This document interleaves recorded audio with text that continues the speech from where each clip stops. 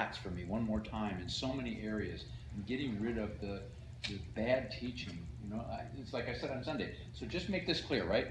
We have this life, we're living in this physical body now. We die, we're present with the Lord, we don't, whatever that means, and then when Jesus comes again, we're restored into a glorified, immortal body to live forever in that body. Yeah. So I didn't have those pieces together. I've been a believer for 30 gazillion years, and those pieces were never put together for me. It's incredible. It actually is incredible, It's incredible because this is the beginning of the apostles' preaching. Oh, yeah. We're busy just trying to believe that we can actually stand before God without all of our good works. Yeah.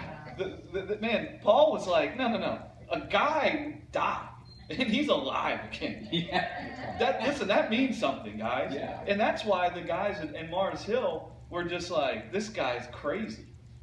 Because he didn't just, I think I said it in the message, but Plato and all those guys, they believed the soul was immortal. Sure. That the soul would never die. Right. They all believe that. So that's not very scandalous at all. The part that was scandalous is Paul goes in the center of Mars Hill, and what does he declare? A guy who died was raised in the body that died. And they're like, what? That's insanity. What is these crazy doctrines this guy's teaching? You see, that was insanity to them. But this is what they were all busy talking about. This is what Paul was busy with. This is what changed Paul's life. This is what will flip the world upside down.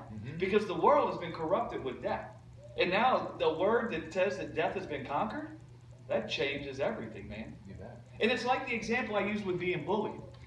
The kids who are bullied in school, it isn't just hurtful as they're being actively bullied. It's the fear of being bullied once the bullying's over.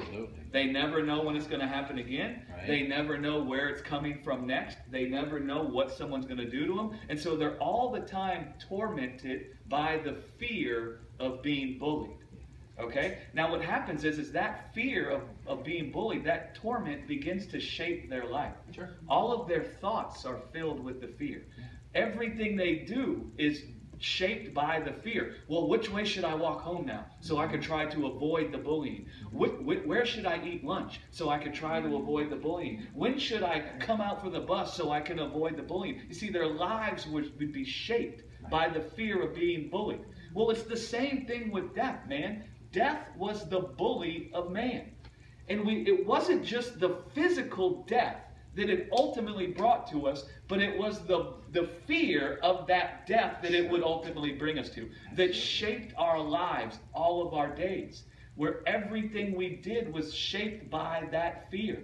And so we were all of our days in bondage to that fear, to live after the flesh. And so God comes to destroy a life shaped by fear. You see, Jesus' life wasn't shaped by fear. No. They did And some... if you're all